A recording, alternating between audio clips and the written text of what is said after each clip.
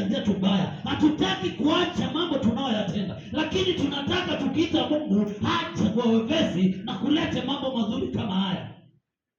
Itawezekana? Ndio sababu Zakayo akaamua kuacha kunyang'anya watu taxes, kuwapa taxes. Akasema hata zile nilizochukua itabidi niwape. Ni kwa sababu alijua hawezi Kristo akaingia kwake ili hali maji yake yamechafuka. Hawezi akapata anachohitaji ili hali maji yake ni machafu. Siku ya leo wewe uliopa maji yako yalishachafuka, lakini unahitaji maji masafi. Amen. Lazima waote kwa